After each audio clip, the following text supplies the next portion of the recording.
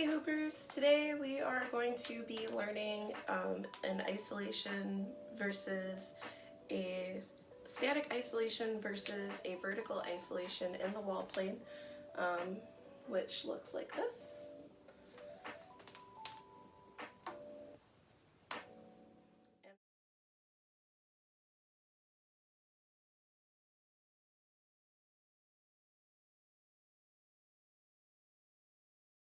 For this move, there are a couple of prerequisites.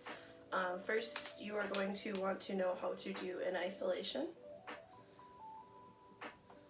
And you're going to want to know how to do an isolation with both hands, because you're going to want to learn to do this trick with both hands. And next trick that is a prerequisite that you're going to want to know is the vertical isolation.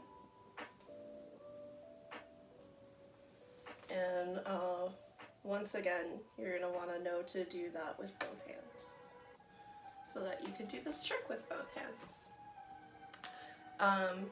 So to begin, what I usually start with is my isolating hoop. My pink hoop is going to be in front of my my vertical hoop, and I'm starting both at the 3 o'clock position. So one is in front of the other. And as we're starting the vertical isolation, you are also going to be doing simultaneously, you are going to be doing a regular isolation with your, my pink hoop is in my right hand, so with your other hand. So one hand is going to be doing an isolation, the other one's going to be doing the vertical isolation. And I'm sure you're wondering, how does this work with your arms? With your arms, so that they don't get in the way. That's why we learned the thread the needle is a foundational trick that hopefully you have already covered, because the idea behind thread the needle will apply here as well. So as we're isolating the front hoop, you will push up from behind with the second hoop. Push up from behind, and then what you will do is you will drop it down in front. And then you'll bring it back behind to starting position. Once again.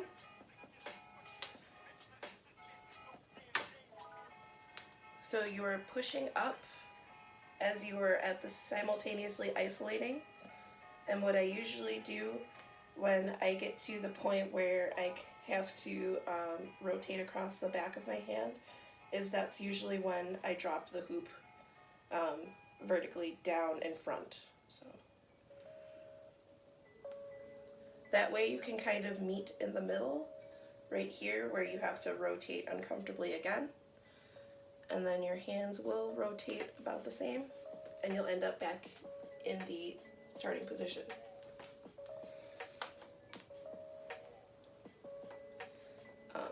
Now the reason that thread the needle applies here is because we're starting from behind one hoop and we're threading it in front of the other hoop. So that's how thread the needle works here. So I'll do it from the side so that you can see it better.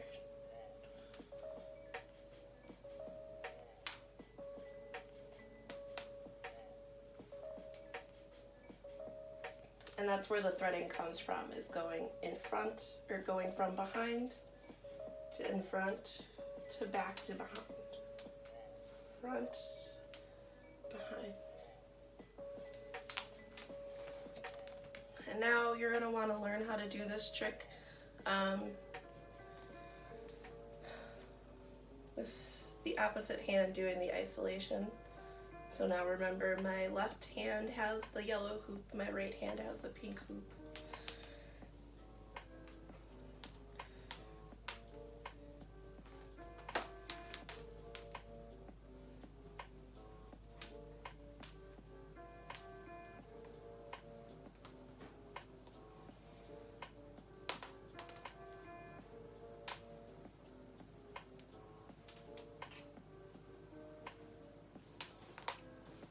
hopefully that helps.